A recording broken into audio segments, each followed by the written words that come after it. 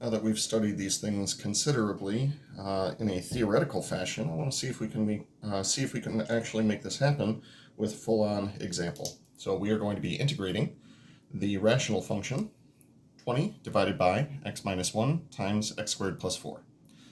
Now we have a single rational function in here, which is why we're going to go straight to a partial fraction decomposition.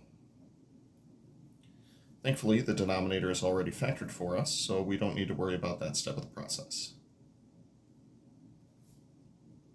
So the two factors that we have in the denominator are the linear factor, x minus 1, and the irreducible quadratic factor, x squared plus 4. That can't be factored any further using real numbers.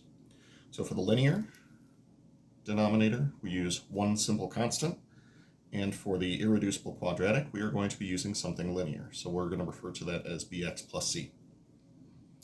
Once we have the setup done, next step is going to be to multiply both sides by the lowest common denominator, which will be x minus 1 times x squared plus 4 all over 1.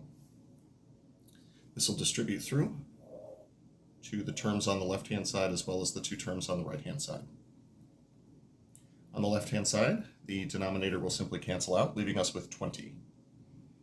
On the right-hand side, the x minus 1's will cancel out, leaving us with a factor of a and a factor of x squared plus 4. On the second term, the x squared plus 4's will cancel each other out, leaving us with x minus 1. Now at this point, I am going to use the strategy polynomial is equal to polynomial to see if we can get these things equal to each other. So we'll call this p equals p, polynomial equals polynomial. Now on the right-hand side, I see that the highest power of x that I'm going to encounter is going to be an x squared. So I'm going to recopy the left-hand side as though it is a quadratic polynomial that is just missing a couple of its terms. So we'll call this 0x squared plus 0x plus 20. On the right-hand side, we'll start by distributing. This will be ax squared plus 4a plus, and we'll FOIL here, bx squared minus bx plus cx minus c. Now I'm going to regroup on the right-hand side, group all of the x squared terms together, group all of the x terms together, and group all of the constant terms together. On the right-hand side, everything that has an x squared would be ax squared plus bx squared. So once we factor out that x squared, we'll see an a plus b. Everything that has an x on the right-hand side would be a minus bx and a plus cx. Once we factor out that x, that'll be minus b plus c. And then finally, as far as constant terms are concerned, we'll see a plus 4a minus c. Nothing really additional to do with that, so we'll just group those together.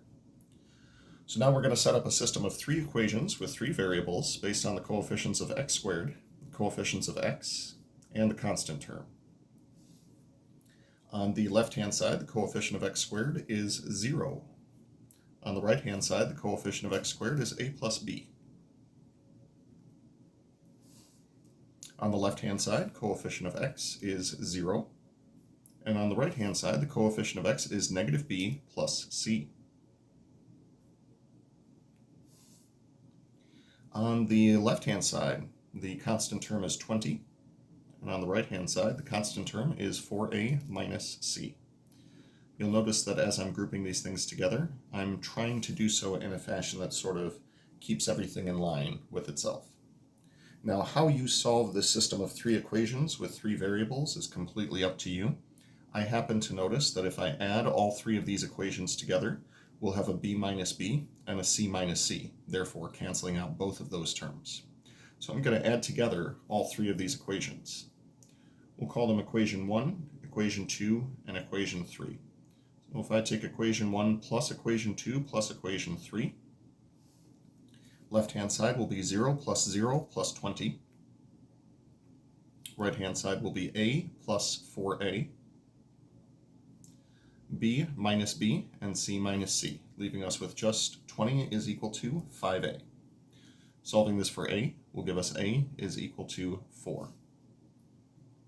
Once we get a is equal to 4, we can plug that back into the first equation. First equation tells me that a plus b is equal to 0, or rather that b is equal to negative a. Plugging in the fact that a is positive 4 gives us that b is negative 4. Finally, we're going to go back to equation number 2, which says that negative b plus c is equal to 0. That is a fancy way of saying that c is equal to b. And if c is equal to b and b is equal to negative 4, well, that means c is equal to negative 4. Putting that back into the context of what we were doing previously, I now know that my a value is 4 and that my b and c values are both negative 4. This means that setting up my original integral and having performed a partial fraction decomposition, I can now set up the following. This is going to be the integral of a over x minus 1. A was 4, so this will be 4 over x minus 1. Plus, then we had bx plus c over x squared plus 4. Bx plus c will be at negative 4x minus 4 over x squared plus 4. Now, as I mentioned in the previous video, this is where we're going to be doing some splitting up and integrating in different techniques. So I'm actually going to be splitting this up into 3 different indefinite integrals. It'll be the indefinite integral of 4 over x minus 1 dx plus integral of negative 4x over x squared plus 4 dx plus the integral of negative 4 over x squared plus 4 dx. I'm going to take that 4 and the negative 4 and the negative 4 and factor them outside of the integrals before I perform each of the integrations. As far as each of these integrations is concerned, 1 over x minus 1 is simply going to give us a natural log of the absolute value of x minus 1.